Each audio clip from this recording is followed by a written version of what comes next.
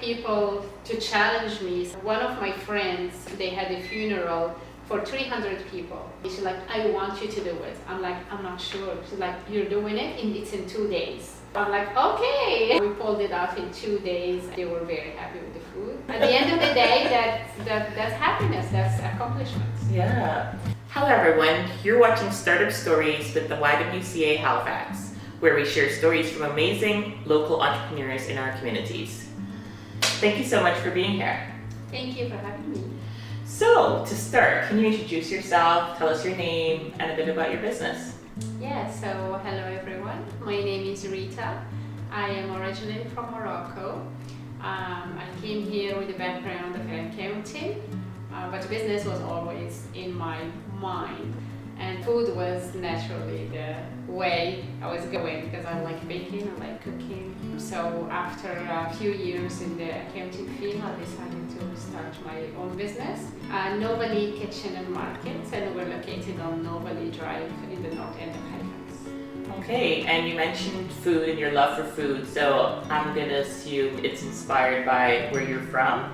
Yes, mostly Moroccan cooking, Moroccan cuisine, baking as well.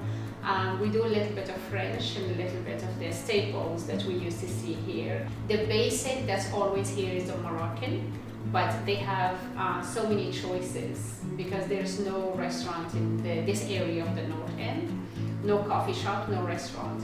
So I tried to have a little bit of everything for this neighborhood.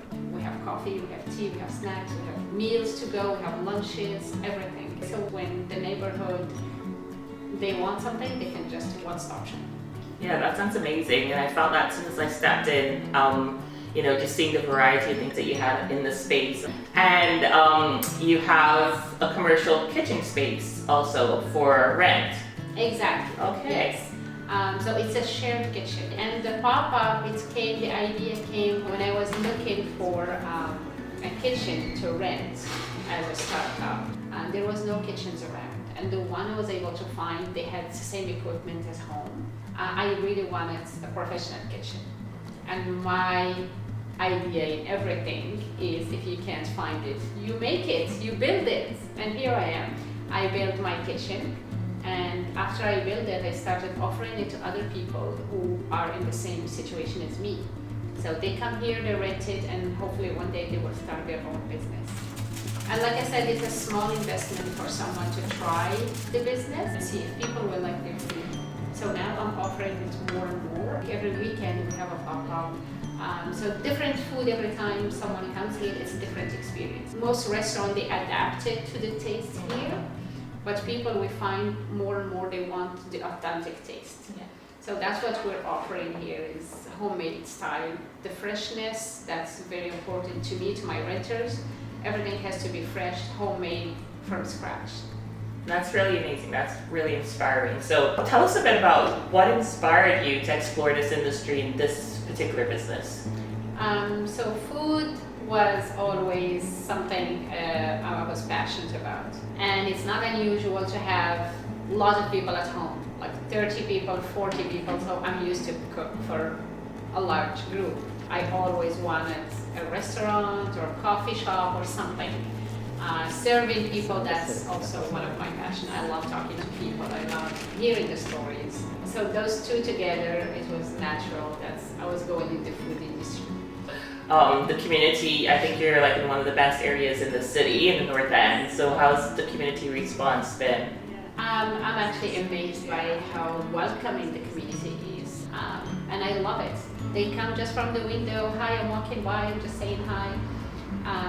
You feel. I feel welcomed 100%. They share my posts on social media. That's very, very important. They pass around my business cards. I can't ask for more. They come and buy my stuff. I can't ask for more. Like for now, I'm thankful that I'm in this neighborhood. I chose it for a reason, but I'm not disappointed. Yeah. So tell us a bit about how did the YWCA Halifax and the program that you participated affected or impacted your journey in any way? So like I said before, food food industry was always in my mind. And I did some programs before. They were shorter, like few days, but nothing inspired me as much as the program with the YWCA. Definitely, it was right after the pandemic, so I was decided I was going for it. But what made me is when we get together every day as a group to work on our business, the person who was facilitating the program made a huge difference. Like, you can do it. Here's the solution. Every problem, we have a solution. So thank you so much for joining us for Startup Stories. Is there anything coming up in the pipeline that you want to share with us?